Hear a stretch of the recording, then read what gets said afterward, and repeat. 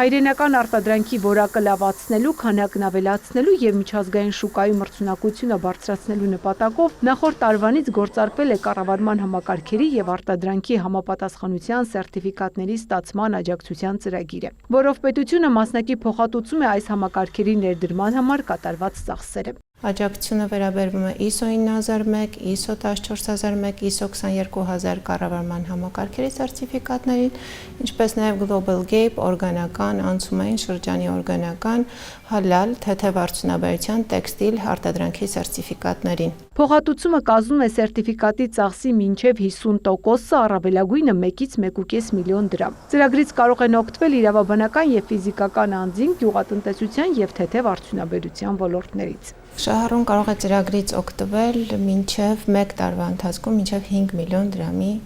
սահմանաչափով։ Իհարկե, 1 տարի անց տնտեսվարողը կարող է կրկին դիմել ծրագրին։ Կարևոր նախապայմանն է, որ դիմումը ներկայացվի սերտիֆիկատը ստանալուց առնվազն 4 ամիս անց։ Կառավարման համակարգերի ներդրման հավաստագրմանը զուգահեռ պետությունը աջակցում է նաև արտադրանքի սերտիֆիկացմանն ու լաբորատոր փորձարկումներին։ Այս ծրագրով փոխհատուցվում են պարենային և ոչ պարենային այն ապրանքների հավաստագրման ծախսերը, որոնք արտահանվում են երրորդ երկիր, մասնավորապես Եվրամիություն, Կանադա, Նորվեգիա, Շվեյցարիա, Միացյալ Նահանգներ և Արաբական Միացյալ Էմիրություններ։ Պետությունը փոխհատուցում է սերտիֆիկատի արժեքի 50%-ը,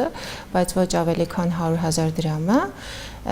և սերտիֆիկատի առկայության պարագայում փոխհատուցում է լաբորատոր փորձարկումների ծախսերը յուրաքանչյուր ցուցանիշի համար առավելագույնը 50,000 դրամ։ Օրգանական հավաստագրում իրականացնող ընկերությունից նշում են, սա բացառիկ ծրագիր է, որով պետությունն աջակցում է այս արտադրողներին։ Տարիներ շարունակ չկար հատուկ մոտեցում պետության կողմից օրգանական արտադրողների նկատմամբ, չնայած նրան, որ կառավարությունը միշտ հիշատակում էր, որ օրգանական գյուղատնտեսությունը գտնվում է իր պրիորիտետների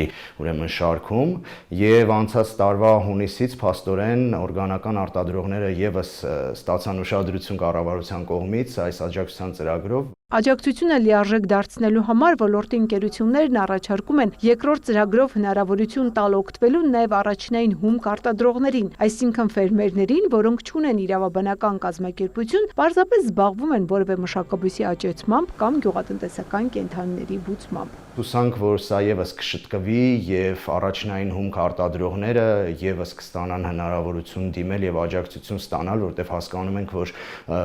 այո, արտահանումը շատ լավ է, բայց արտահանման համար հումքից է պետք սկսել եւ հումքը պետք է եւս աջակցություն ստանա, որպեսզի լինեն ավելի հավասար պայմաններ։ Նշված երկու ծրագրին դիմելու ընթացակարգը ներկայացված է Էկոնոմիկայի նախարարության պաշտոնական կայք էջում։ Ծաղկանուշ Միրզոյան, Էդգար Դավթյան, լուրեր։